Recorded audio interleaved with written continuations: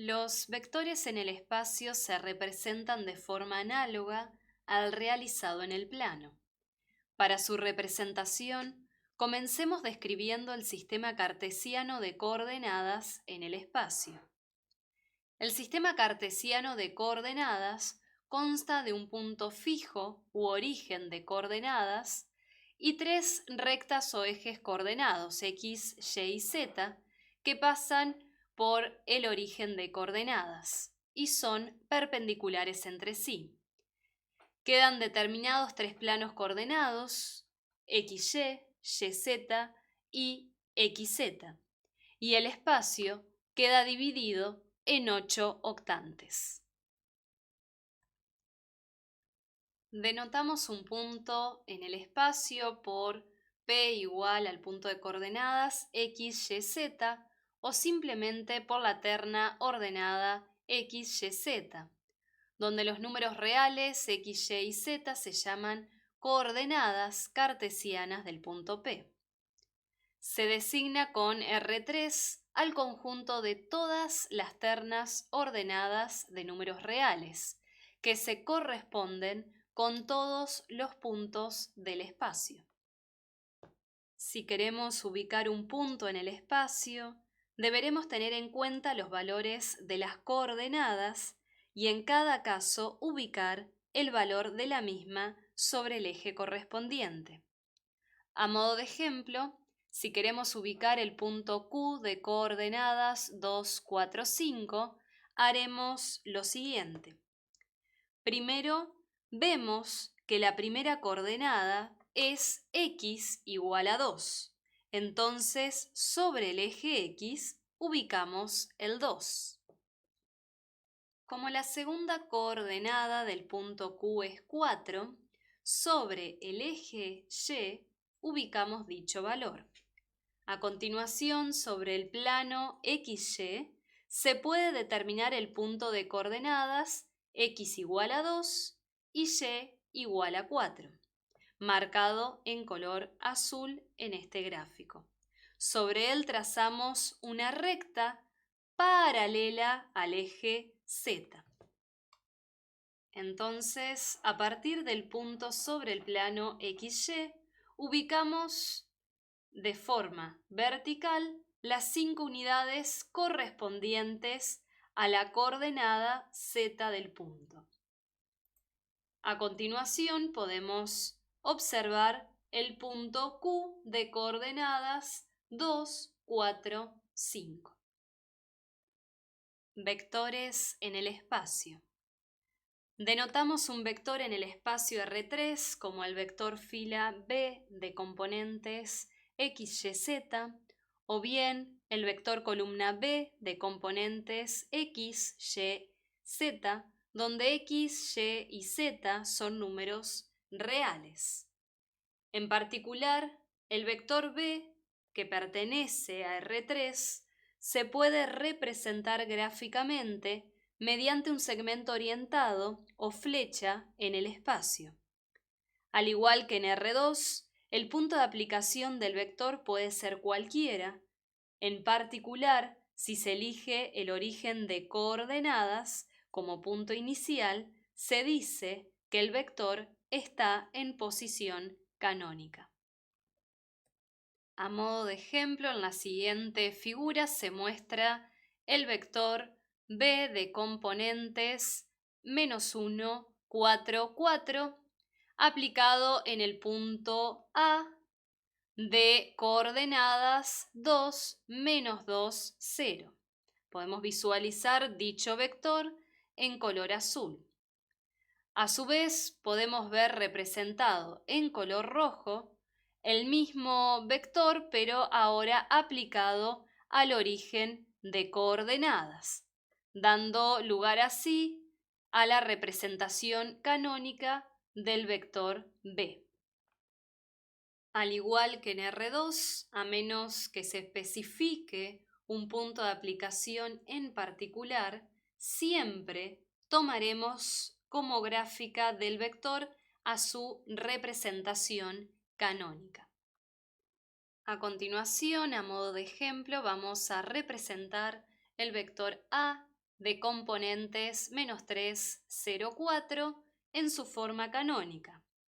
Para ello, lo primero que hacemos es ubicar el punto de coordenadas -3, 0, 4.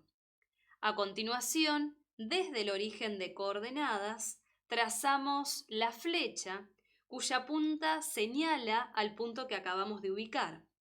Y de esta manera queda representado el vector dado. Análogamente a como definimos en R2, podemos definir en R3 el módulo de un vector. Dado un vector B de componentes x1, x2, x3, se denomina módulo de dicho vector y se simboliza con la misma notación que utilizamos en R2 al valor obtenido calculando la raíz cuadrada positiva de la suma de los cuadrados de las componentes del vector. Simbólicamente lo expresamos de la siguiente manera.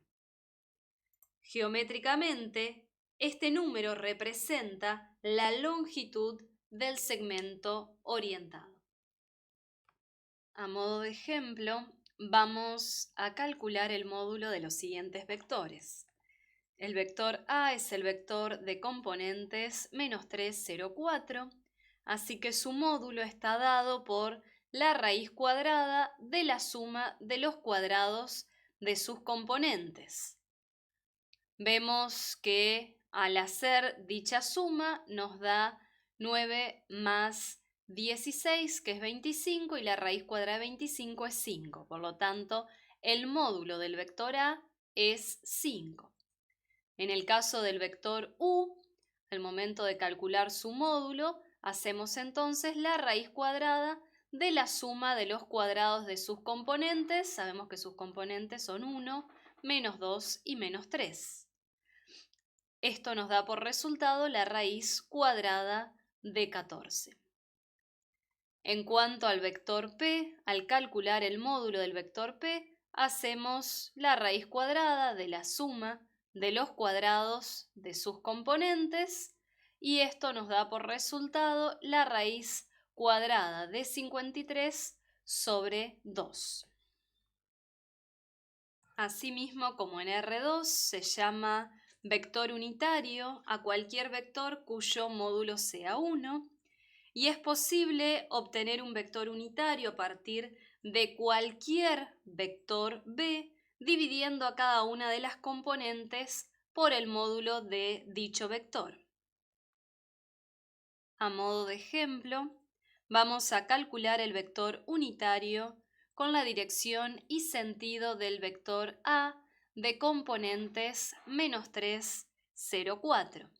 Calculamos previamente el módulo de dicho vector y podemos observar que es 5, por lo tanto el vector unitario con la misma dirección y sentido que el vector A es el vector de componentes -3/5, 0 y 4/5.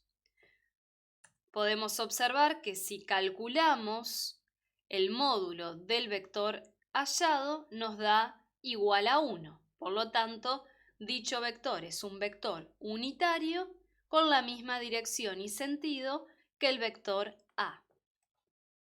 Versores base unitarios o versores.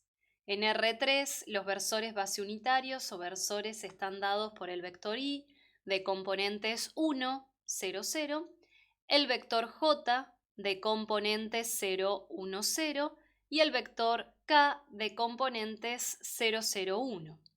Se representan gráficamente por medio de segmentos orientados cuya longitud es de una unidad sobre los ejes coordenados.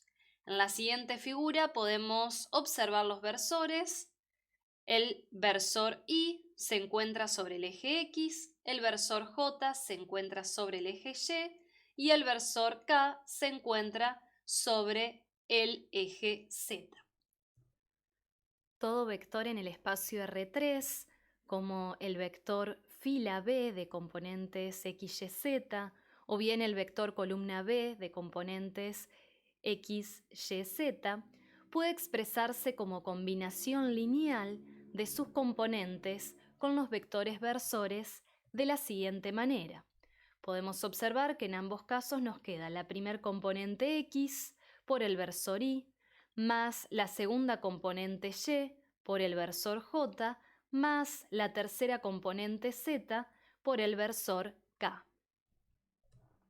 A modo de ejemplo, vamos a considerar los siguientes vectores y expresarlos como combinación lineal. En el caso del vector A, que tiene por componentes -3, 0 y 4, al expresarlo como combinación lineal, nos queda -3, que es la primer componente de dicho vector, por el versor Y, más 0, que es la segunda componente de dicho vector, por el versor J, más 4, que es la tercer componente del vector A, por el versor K. Esto es equivalente a decir -3 por el versor Y más 4 por el versor K. En el caso del vector U de componentes 1, -2, -3, al expresarlo como combinación lineal, nos queda 1 por el versor Y, -2 por el versor J, -3 por el versor K. Por último, si consideramos el vector P de componentes 1 medio, 3, 2, al expresarlo como combinación lineal, nos queda -1 medio por el versor Y, más 3 por el versor J, más 2 por el versor K.